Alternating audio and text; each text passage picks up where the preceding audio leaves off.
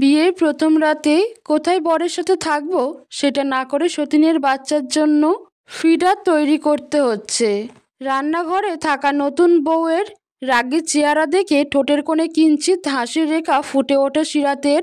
3 বছরের বাচ্চা মেয়েকে কোলে নিয়ে সে বিছানার মাঝখানে বসে আছে। ঘর থেকে রান্নাঘর সরাসরি দেখা যায়। পাশেই অবাক চোখে দাঁড়িয়ে আছে মাহতাব। স্ত্রীর এমন রূপের সাথে সে মোটেই পরিচিত নয়। সিরাত, সমস্যা কি তোমার? নিমু আমার স্ত্রী, ওকে দিয়ে তুমি এভাবে কাজ করাতে পারো না। তাহলে আমি কে? তুমিও আমার স্ত্রী। ঘরে বউ বাচ্চা রেখে আরেকজনকে বিয়ে করার কোনো মানে হয় মাহতাব? তোমার সাথে 5 বছর তো মানিয়ে নেওয়ার চেষ্টা করলাম, তোমার প্রতি আমার কোনো অনুভূতিই কাজ করে না। এতে দোষ কি আমার?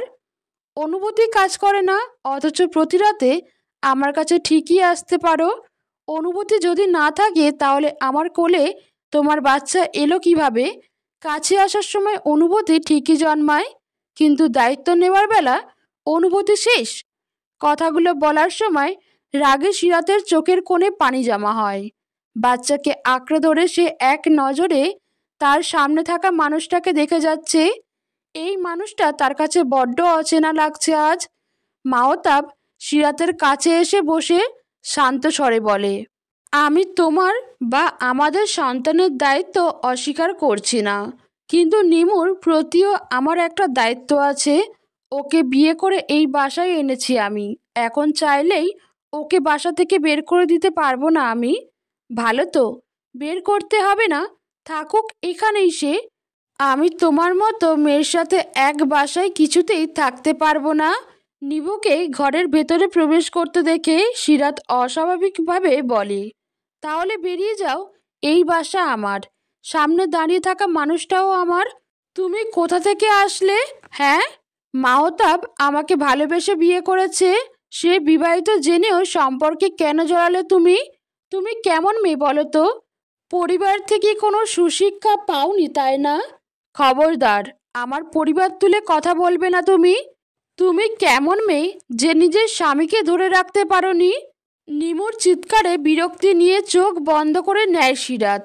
নিমুর হাত থেকে ফিডার নিয়ে বাচ্চাকে খাইয়ে দিতে দিতে বলে, মাহতাবের কথা অনুযায়ী আমি অনেক সহজ সরল একজন। তো আমি কতটা সহজ সরল সেটা তো ওকে দেখাতে হবে। ও সব নিয়ে তুমি চিন্তা করো না, তুমি আপাতত নিজের কথা ভাবো।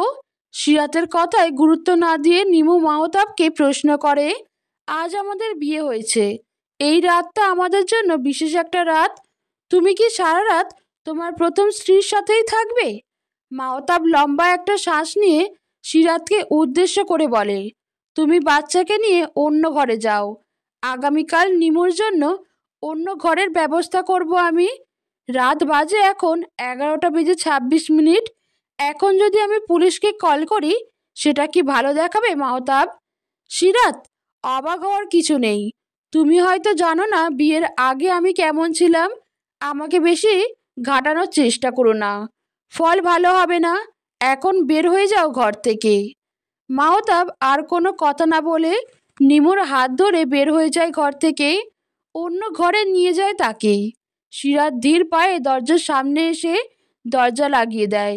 তার পা যেন আর চলতে চাইছে না। বিছানার উপর বসে 3 বছর বয়সী ছোট্ট মেয়েকে বুকের মাঝে আগলে নেয় সে। এতক্ষণ ধরে চেপে রাখা নোনা পানির স্রোত চোখ বেয়ে উপচে পড়ে। চোখ বন্ধ করে সে আনমনে ভাবে, বিয়ের আগে আমি এমন ছিলাম না মাহতাব। তোমার সাথে যখন আমার বিয়ে হলো তখন থেকে আমি ভালো বউ হওয়ার চেষ্টা করেছি।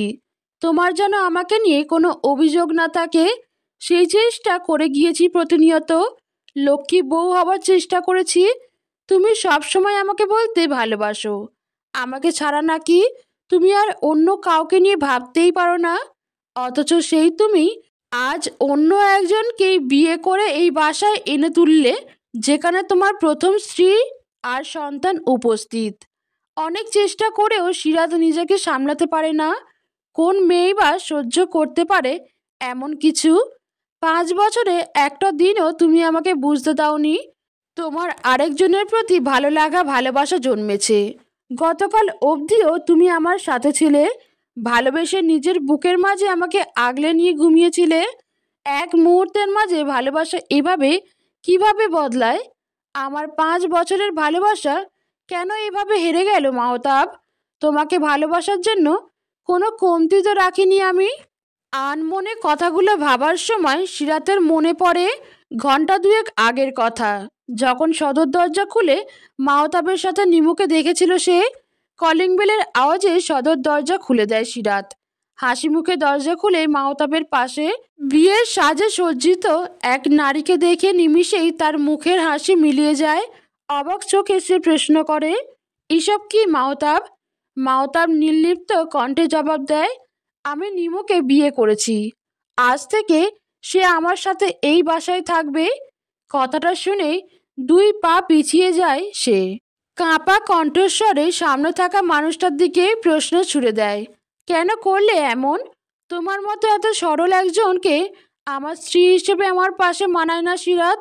বিয়ের 5 বছর পরেও তুমি একই রকম আছো। আমি বিরক্ত হয়ে গিয়েছি তোমার উপর, তাই আমি নিমুকে বিয়ে করেছি। আমি ওকে ভালোবাসি। তোমার যদি নিমুর সাথে থাকতে সমস্যা হয় তাহলে তুমি চলে যেতে পারো। মাহতাবের কথাগুলো যেন কাঁটার মতো বিঁধে যায় সিরাতের শরীরে।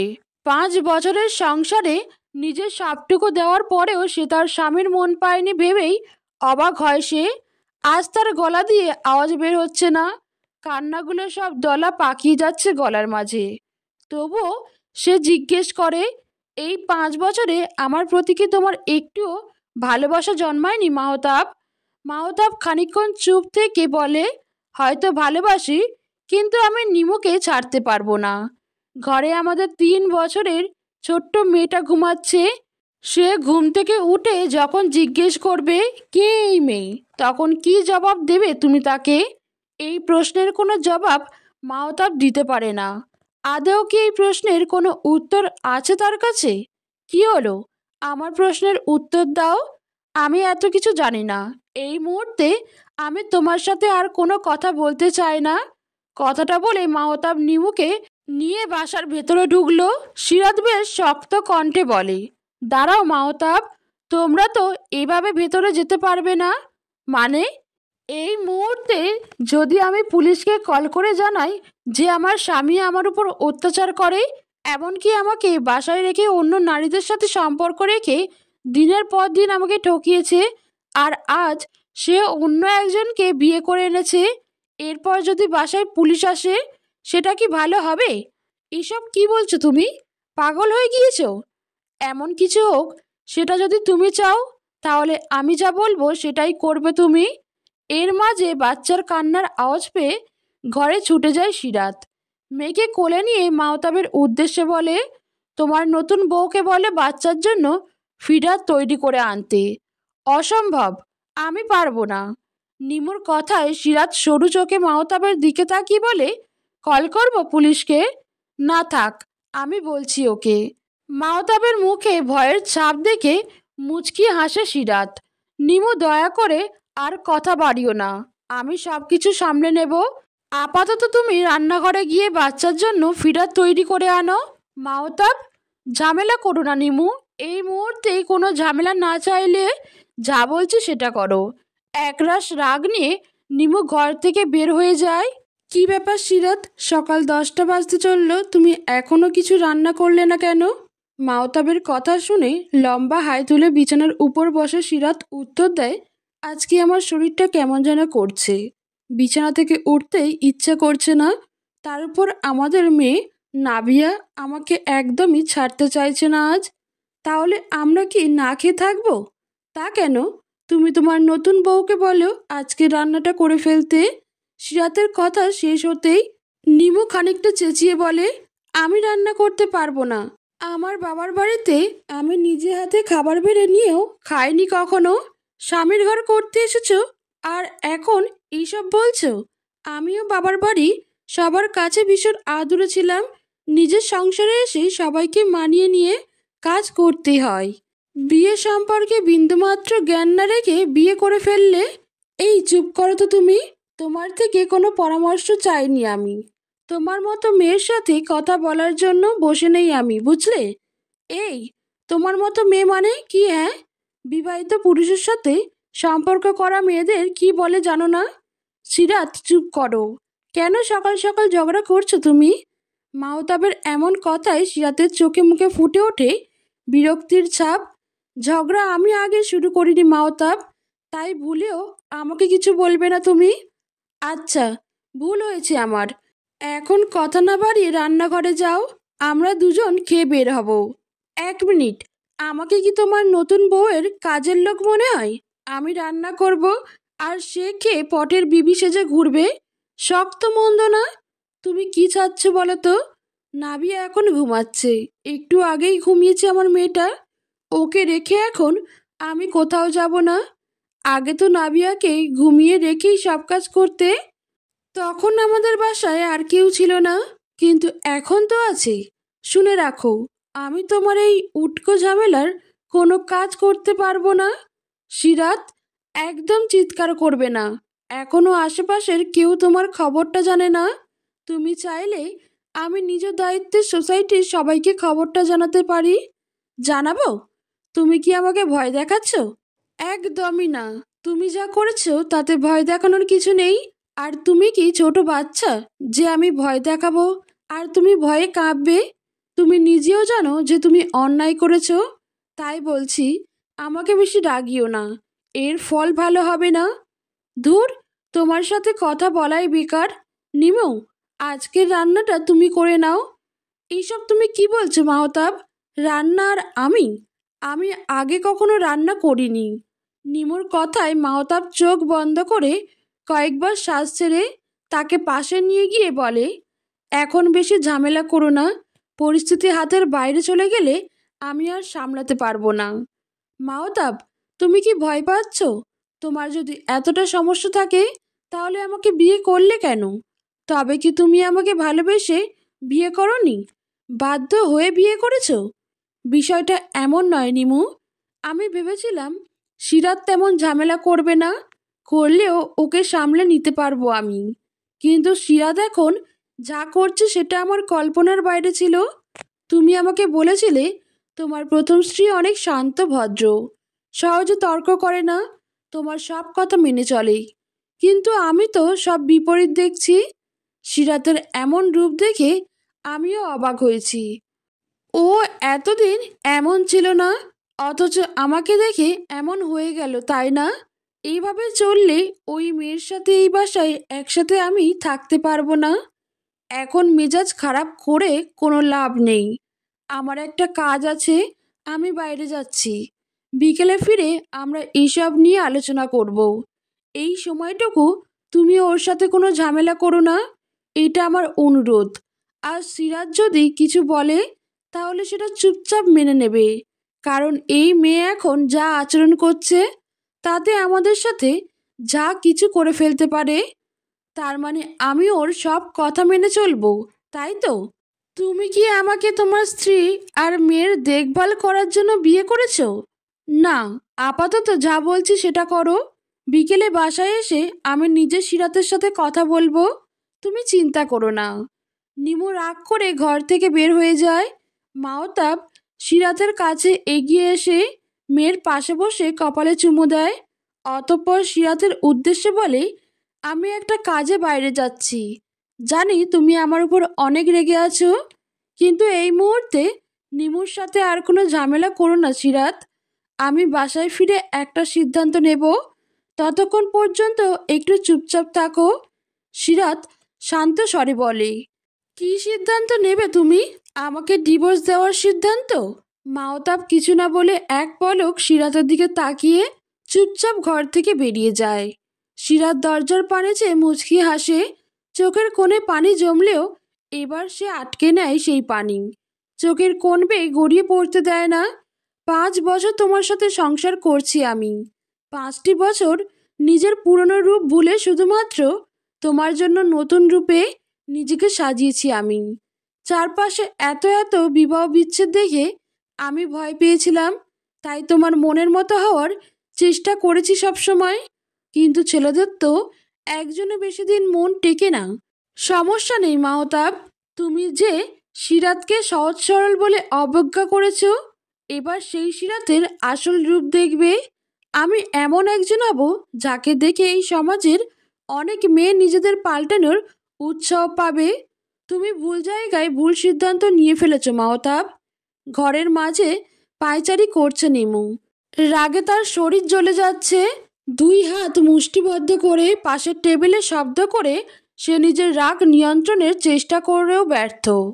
আমি এমনি এমনি মহতাবকে বিয়ে করিনি সিরাত। তুমি ভাবছো তো যে আমার উপর হিম্বি তিম্বি করবে? তাহলে ভুল ভাবছো তুমি।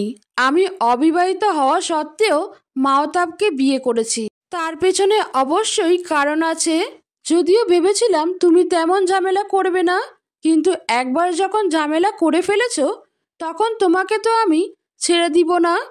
আপন মনে কথা বলে নিজের ফোনটা হাতে নেয় সে। একটা নাম্বারে কল দিয়ে অপেক্ষা করে অপর পাশের ব্যক্তির হ্যালো বলার আশায়। হ্যালো।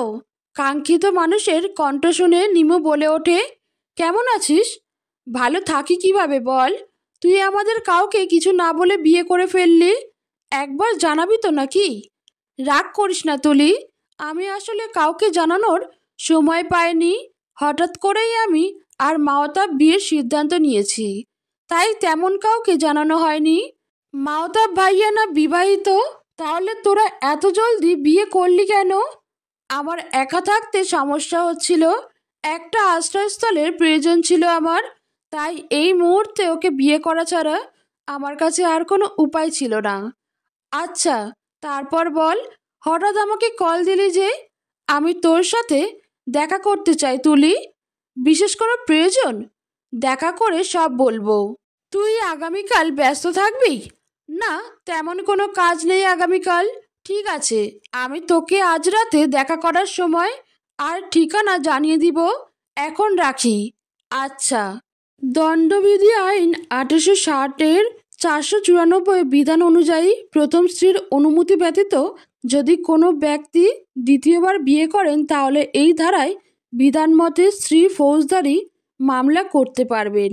এমন অবস্থায় স্বামীর অপরাধ প্রমাণিত হলে 7 বছর পর্যন্ত কারাদণ্ড অর্থদণ্ডে দণ্ডিত হবেন। ঘরে প্রকাশ করার আগ মুহূর্তে সিরাতের মুখে এমন কথা শুনে থেমে যায় মাওতাব। বিস্ময়কর চাউনি নিয়ে সে তাকিয়ে থাকে মেয়েটার দিকে। স্বামীর এমন চাউনি দেখে মুচকি হাসে সিরাত। আরে, তুমি কখন এলে? আসলে আমি আমার এক বান্ধবীর সাথে কথা বলছিলাম, সে আবার উকিল। অনেক দিন পর আমাদের কথা হলো। মাওতাব সিরাতের কাছে এসে জিজ্ঞেস করে, এইসব কি বলছিলে তুমি? কোন সব? মামলা নিয়ে বলছিলে শুনলাম। ও, এই ব্যাপার। তুমি আমার অনুমতি ব্যতীত দ্বিতীয় বিয়ে করেছো না, তাই আর কি। ওকে সব বিস্তারিত জানালাম, তখনই এসব বলল। মাওতাব আচানক সিরাতের হাত ধরে নরম স্বরে বলে, আমি তোমার আর আমাদের মেয়ের সব রকম ভরণ পোষণ দায়িত্ব নিব, কোনো অবহেলা করব না। তুমি দয়া করে রাগের বশবর্তী হয়ে কোনো সিদ্ধান্ত নিও না। হুট করে কোনো সিদ্ধান্ত তো আমি নিব না। শোনো, তুমি আমার কথা মতো চললে আমি চুপ থাকবো, কিন্তু আমাকে রাগালে বিষয়টা তেমন একটা ভালো হবে না। কি চাও তুমি? আমার প্রথম শর্ত হলো তুমি আর নিমু যে স্বামী স্ত্রী এটা বাইরের কাউকে জানানো যাবে না, কারণ আমি চাই না আমার মেয়ের সামনে কেউ বলুক তোমার বাবা তো তোমার জন্য সৎ মা এনেছে নাবিয়া। নাবিয়া জানবে নিমু আমাদের বাসায় কিছুদিনের অতিথি হয়ে এসেছে। তোমার একটা ভুল সিদ্ধান্তের কারণে আমার সন্তানের মানসিক বিকাশ বাধাগ্রস্ত হোক, এটা আমি কখনোই চাইব না। আমার কথা বুঝতে পেরেছো? তারপর আমার দ্বিতীয় শর্ত হলো তুমি নিমুকে অন্য কোথাও রাখতে পারবে না, ওকে এখানেই থাকতে হবে এবং ওকে আমার কথা মতো চলতে হবে। নিমু কেন তোমার কথা মতো চলবে? কারণ আমার কথা না শুনলে তোমরা ভালো থাকতে পারবে না। তুমি তো আমার ভালো থাকার কথা একবারও ভাবোনি, কিন্তু আমি তোমাকে ভালো থাকার একটা সুযোগ দিলাম। দ্বিতীয় বিয়ে করছো না, এক নারীতে তো আসক্ত থাকতে পারলে না, সুতরাং তোমার ভালো থাকার মেয়াদ এমনিতেও ফুরিয়ে আসছে, তাই আমাকে শান্ত রাখলে তোমার জন্যই সেটা কল্যাণকর হবে। আর কোনো শর্ত আছে? আমার তৃতীয় শর্ত হলো তুমি ভুলেও আমার কাছে আসতে পারবে না। স্বামীর অধিকার তো মোটেই ফলাতে পারবে না। আমার কোনো কাজে বাধা দিতেও পারবে না। যদি আমার উপর জোর করো তাহলে আমার পুলিশকে কল করতে 1 মিনিটও সময় লাগবে না। এগুলো কীরকম শর্ত তোমার? আমার এই 3টা শর্তে যদি তুমি রাজি না হও তাহলে তোমার ভালো থাকার দায়িত্ব কেবল তোমার। পরবর্তীতে তোমার সাথে যা যা হবে তার জন্য তুমি আমাকে দায়ী করতে পারবে না। মাহতাব চোখ বন্ধ করে কিছুক্ষণ ভেবে বলে, ঠিক আছে, আমি তোমার সব শর্তে রাজি। তবে হ্যাঁ, নাবিয়ার সামনে আমরা স্বাভাবিকভাবেই থাকব, কারণ পারিবারিক সমস্যার কারণে ওর মনে কোনো প্রভাব পড়ুক তা আমি চাই না। তুমি যা বলবে তাই হবে। কথাটা বলে মাহতাব ঘর থেকে বেরিয়ে যায়। সিরাত জানে মাহতাব এত সহজে সব মানবে না, সেটার জন্য দ্বিতীয় পরিকল্পনা তৈরি আছে তার। কথাটা ভেবে মুচকি হাসে সে। নিমুর কাছে এসে মাহতাব বসতেই সে বলে ওঠে, তুমি কি ওই মেয়ের কোনো ব্যবস্থা করবে না? করব, কিছুটা সময় দাও আমাকে। সময় দাও মানে? আর কত সময় চাও তুমি? ওই মেয়েকে নাকি তুমি ভালোবাসো না? তাহলে ওর হাতে তালাকনামা কেন ধরিয়ে দিতে পারছো না? সব কিছু এত সহজ না। একে তো আমি ওকে না জানিয়ে তোমাকে বিয়ে করেছি, তার উপর সিরাত যথেষ্ট বুদ্ধিমতী। এই মুহূর্তে যদি আমি ওর হাতে তালাকনামা ধরিয়ে দিতে চাই তো ওই মেয়ে আমার হাতেই হাতকড়া পরিয়ে দেবে। তাহলে কি তুমি এখন ওকে ভয় পেয়ে চুপ করে থাকবে? ভুলে যেও না নিমু, আমাদের একটা সন্তান আছে। আমার সিরাতের প্রতি আর কোনো আগ্রহ না থাকলেও সন্তানের প্রতি ভালোবাসা আছে। আমি আমার মেয়েকে অনেক ভালোবাসি। এখন যদি সিরাত আমার কাছ থেকে আমার মেয়েকে দূরে সরিয়ে দেয় তখন কি হবে? তোমার কথা শুনে আমি এত দ্রুত তোমাকে বিয়ে করলাম, এইটা করেই তো ঝামেলার সৃষ্টি হলো। ও তাই? তাহলে তুমি কি চাইছিলে? বিয়ে ছাড়াই দিনের পর দিন আমার সাথে থাকতে চাইছিলে? বিয়ের আগে আমাদের মধ্যে অনেক কিছু হয়েছে, আমরা একসাথে থেকেছি। এসবের জন্য আমার সমস্যা হয়েছে, তাই বিয়ের জন্য তোমাকে চাপ দিয়েছি। ভুলটা কি করেছি আমি? বিয়ে করেছি তো, তাহলে পুরনো কথা কেন তুলছো? কারণ তুমি আমাকে দোষারোপ করছো তাই। এখন আমার তর্ক করতে ভালো লাগছে না, আমি ফ্রেশ হতে যাচ্ছি। মাহতাব ফ্রেশ হতে গেলে নিমু ফোন হাতে নিয়ে তুলিকে কল দেয়। কল রিসিভ করলে সে বলে, হ্যালো তুলি। হ্যাঁ নিমু বল। আগামীকাল দুপুরের পর আমি তোর সাথে দেখা করব। আমরা যেখানে সবসময় দেখা করি ওখানে 3টার মধ্যে চলে আসিস। আচ্ছা। কল কেটে দিয়ে নিমু মোবাইলে ফেসবুক স্ক্রল করতে শুরু করে। মাহতাব ওয়াশরুম থেকে বের হয়ে বলে, ক্ষুধা লেগেছে আমার জন্য খাবার নিয়ে এসো। আমি একটু নাটক দেখছি, তুমি রান্নাঘরে গিয়ে একটু কষ্ট করে খাবার নিয়ে নাও। এইসবের মানে কি নিমু? আমার খাবার আগে নাকি তোমার এইসব নাটক দেখা আগে? আরে বাহ, তুমি এত রেগে যাচ্ছ কেন? নিজের খাবারটুকু নিজে নিয়ে খেলে কি মহাভারত অশুদ্ধ হয়ে যাবে? স্ত্রীর এমন ব্যবহারে বেশ অবাক হয় মাহতাব। বিয়ের আগে প্রায় সময় নিমু মাহতাবের জন্য রান্না করত। মাহতাব গেলে নিজে হাতে সবকিছু নিয়ে এসে খাইয়ে দিত। আর আজ সেই মেয়ে তার খাওয়ার গুরুত্ব দিচ্ছে না। এসব ভেবে ভেতর থেকে একটা দীর্ঘশ্বাস বেরিয়ে আসে তার। রান্নাঘরে গিয়ে নিজের খাবার নিয়ে চেয়ারে বসে খেয়ে নেয় মাহতাব। খাওয়ার সময় তার মনে পড়ে আগে সে খাওয়ার সময় সিরাত পাশে বসে থাকতো, তার কখন কি লাগবে সব দিকে নজর ছিল মেয়েটার। মাহতাব ভেবেছিল হয়তো নিমু এমন হবে। বিয়ের আগের নিমুর সাথে এখনকার নিমুর কোনো মিল খুঁজে পায় না সে। খাওয়া শেষে মাহতাব মেয়ের কাছে যায়। মেয়েকে এখনো জেগে থাকতে দেখে সিরাতকে প্রশ্ন করে, মামনি এখনো ঘুমায়নি যে? সন্ধ্যা থেকেই কান্না করছে, না তো খাচ্ছে আর না তো ঘুমাচ্ছে। একটু আগে ঘুমিয়েছিল আবার উঠে গিয়েছে। মাহতাব মেয়েকে কোলে নিয়ে কপালে চুমু দিয়ে ঘরের মধ্যে পায়চারি করতে শুরু করে। বাবার কোলে উঠে মেয়ের কান্না থেমে যায়। বাবাকে পেয়ে সে যেন ভীষণ খুশি হয়েছে। কান্না থেমে গিয়ে তার মুখে হাসি ফুটে উঠল নিমেষেই। আমার আম্মুটার কি হয়েছে শুনি? কান্না করছো কেন তুমি আম্মু? আধো আধো কণ্ঠে নাবিয়া জবাব দেয়। বাবা, আমার ঘুমাতে ইচ্ছা করছে না। মেয়ের কথা শুনে মাওতাব হেসে বলে, তাহলে কি করতে ইচ্ছা করছে? তোমার সাথে বেরু করতে যাব। কিন্তু এখন তো রাত হয়ে গিয়েছে আম্মু। তোমাকে আমি কাল সকালে বেরু করতে নিয়ে যাব, কেমন? এখন তুমি ঘুমিয়ে যাও।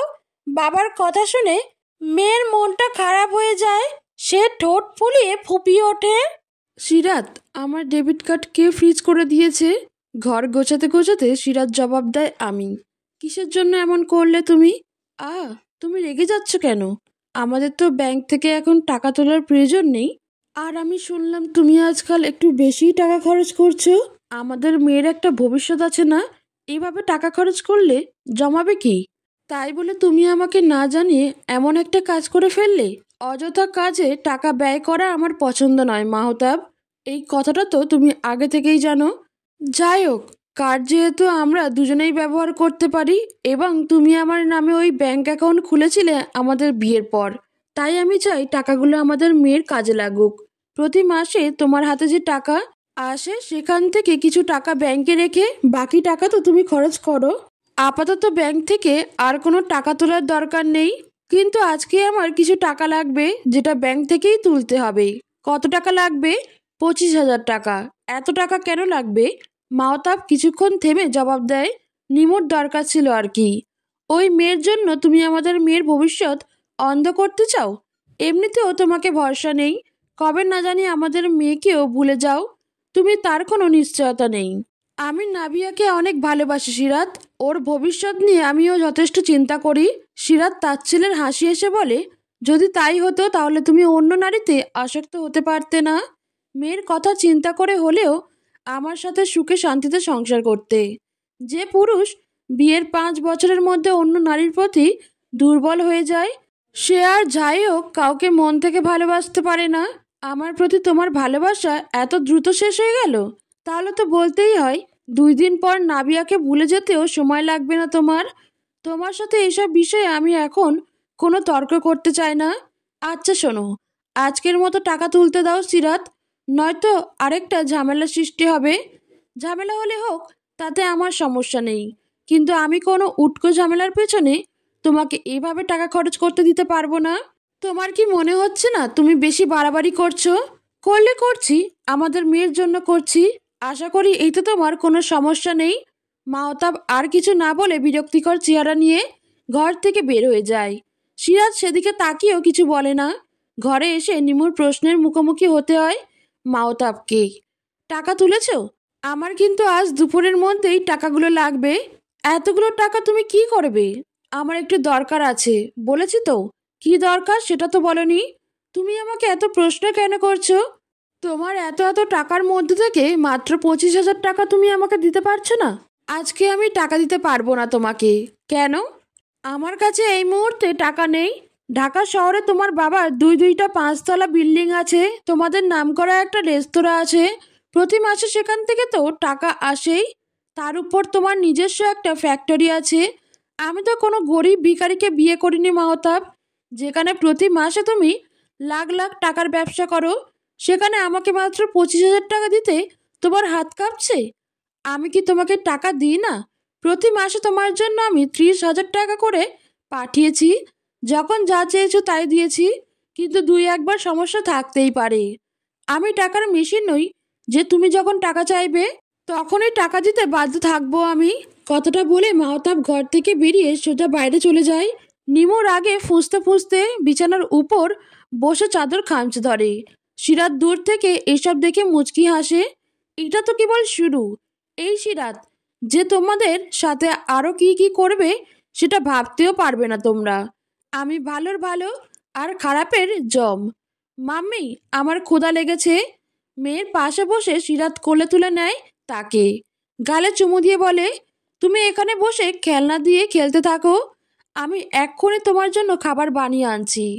ছোট্ট মেয়েটা মায়ের কথার সম্মতি জানিয়ে খেলতে শুরু করে। মেয়ের মুখে হাসি দেখে সিরাত পরম শান্তি অনুভব করে। মেয়েকে বুকের মাঝে আগলে নেয় সযত্নে। তোমার জন্য আমি সব করতে পারি সোনামা আমার। তুমি যেন সুন্দরভাবে বেড়ে উঠতে পারো তার জন্য তোমার মা সব কিছু করতে রাজি আছে। দুপুরে নিজের মতো রান্না করে খেয়ে ঘরে গিয়ে একটু বিশ্রাম নেয় সিরাত। এমন সময় তৈরি হয়ে নিমু বেরিয়ে পড়ে তুলির সাথে দেখা করার উদ্দেশ্যে। কাঙ্ক্ষিত স্থানে পৌঁছে বান্ধবীকে দেখে খুশিতে আলিঙ্গন করে তাকে। এরপর একটা জায়গায় বসে তুলি জিজ্ঞেস করে, কি অবস্থা তোর, কেমন আছিস? আর অবস্থা, ওই মেয়ে তো আমাকে জ্বালিয়ে মারছে। কার কথা বলছিস? মাওতাবের প্রথম স্ত্রী সিরাত। ওই মেয়ে আবার কি করেছে? মাওতাব তো আমাকে বলেছিল ওর স্ত্রী খুব ভালো, ওর সব কথা শোনে, অনেক নাকি ভালোবাসে ওকে। অথচ আমি গিয়ে দেখলাম ওই মেয়ে মাওতাবের উপর ছুরি ঘোরায়, শুধু হুকুম আর হুকুম। আরে ছাড় তো ওই মেয়ের কথা, তুই যে কারণে মাওতাব ভাইকে বিয়ে করেছিস সেদিকে মনোযোগ দে। আর টাকা এনেছিস? কিভাবে আনবো? মাওতাব আমাকে টাকা দেয়নি। টাকা দেয়নি মানে? আমাদের তো টাকার প্রয়োজন ভাই। জানি আমি, এই প্রথম মাওতাব আমাকে একটা টাকাও দিল না। আচ্ছা, বাবা মা কেমন আছে? তারা তো ভালো আছে, কিন্তু তোর ভাই টাকার জন্য পাগল হয়ে যাচ্ছে। আমি চেষ্টা করব আগামী সপ্তাহে টাকা পাঠানোর। আমাকে কিছুদিন সময় দে। আমার তো কিছু না ভাই, তোকে তো গতকালই রাতে কল করে সব বললাম। তোর ভাইয়ের চাহিদা দিন দিন বেড়েই চলেছে। আমাকে রাত প্রায় 11টার দিকে কল করে বলল, আপুকে বলো আমার জন্য তাড়াতাড়ি টাকা পাঠাতে। তোকে নাকি কল করেছিল? হ্যাঁ, গতকাল আমাকে কল করেছিল। আমি রেগেছিলাম ওই সময়, তাই বলেছিলাম টাকা দিতে পারবো না। আচ্ছা, এসব বাদ দে, তোর কি রাফির সাথে কথা হয়? রাফির কথা শুনে নিমুর মুখ শুকিয়ে যায়। শান্ত কণ্ঠে বলে, যোগাযোগ করতে চেয়েছিল, আমি ইচ্ছা করেই যোগাযোগ করিনি। তুই ওর সাথে যা করেছিস, আমার তো মনে হয় না যে রাফি তোকে এত সহজে ছেড়ে দেবে। যা করার করুক, আমি ওকে ভয় পাই না। আচ্ছা শোন, আমাকে এখন যেতে হবে, আমি পরে তোর সাথে কথা বলবো, ঠিক আছে? আমি কল করব তোকে। দেখা করার প্রয়োজন হলে তারিখ আর সময় জানিয়ে দিব। সাবধানে যা তুই, ভালো থাকিস। নিমু হাসি মুখে বান্ধবীকে বিদায় জানিয়ে বাসায় যাওয়ার উদ্দেশ্যে গাড়িতে ওঠে। রাফির নামটা শোনার পর থেকেই তার বুক কাঁপছে। সে কোনোভাবেই তার অতীতকে মনে করতে চায় না, তবুও কেন যেন বারংবার তার অতীত কোনো না কোনোভাবে তার সামনে চলে আসে। গালে হাত দিয়ে রক্তচক্ষু নিয়ে সিরাতের দিকে তাকিয়ে আছে মাওতাব। সিরাত হেসে চোখের ইশারায় বোঝায়, খুব লেগেছে তাই না? মাওতাবের যেন সহ্য হয় না এই চাহনি, কিন্তু সে কিছু বলার আগেই নজরুল শেখ হুঙ্কার দিয়ে ওঠেন। ছেলের দিকে তাকিয়ে দাঁতে দাঁত চেপে বলেন, আমার ছেলে হয়ে তুমি কিভাবে পারলে এমন কাজ করতে? মাওতাব জিহ্বা দিয়ে শুকনো ঠোঁট জোড়া ভিজিয়ে নিয়ে বলে, বাবা তুমি আমাকে ভুল বুঝছো। ভুল বুঝছি আমি? তাহলে ঠিক কোনটা তুমি বলো আমাকে। মাওতাব কোনো কিছু না বলে এক ধ্যানে সিরাতের দিকে তাকিয়ে থাকে। স্বামীর এমন চেহারা দেখে সিরাত নজরুল শেখের কাছে এগিয়ে এসে বলে, বাবা আপনার ছেলের কাছে এই মুহূর্তে বলার মতো কিছুই নেই। সে এই মেয়েকে বিয়ে করে এই বাসায় নিয়ে এসেছে প্রায় 10-12 দিন হয়ে গেল। এতদিন আমি চুপ ছিলাম, কিন্তু আজ আপনার ছেলে আমাকে কি বলছে জানেন? কি বলেছে? সে বলেছে আমি তোমাকে কেন ভয় পাবো। আমার তো টাকার অভাব নেই, আমি চাইলেই টাকা দিয়ে সবার মুখ বন্ধ করে দিতে পারি। তোমার যা ইচ্ছা করে নাও, আমি আমার স্ত্রীকে নিয়ে এই বাসাতেই থাকবো। এসব শোনার পরেও কি আমার চুপ করে থাকা ঠিক হতো বাবা? সিরাতের কথা শুনে নজরুল শেখের রাগ তড়িয়ে বেড়ে যায়। রাগ বাড়িয়ে দেওয়ার জন্য সিরাত বলে, আমি সহজ সরল বলে নাকি তার আমাকে আর ভালো লাগে না? মানে ভালো জিনিস আপনার ছেলের ঠিক পছন্দ হয় না, তার সেসবই পছন্দ হয় যেসব জিনিস আগেই ব্যবহার করা হয়ে গিয়েছে। নিমুর মুখে রাগে লাল বর্ণ ধারণ করেছে। এর মাঝেই কলিং বেলের আওয়াজ পেয়ে সিরাত দরজা খুলে দেয়। তার বাবা মা ফুপি আর দুজন বোন এসেছে। ভেতরে এসো তোমরা। ভেতরে এসে সিরাতের থেকে 4 বছরের বড় ফুপাতো বোন মাওতাবের কলার ধরে চিৎকার করে বলে, তোমার সাহস কিভাবে হলো আমার বোনকে ঠকানোর?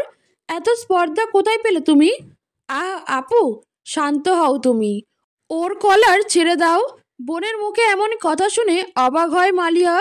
মাওতাবের কলার ছেড়ে দিয়ে বোনের কাছে এসে জিজ্ঞেস করে, তুই শান্ত আছিস কিভাবে রাত?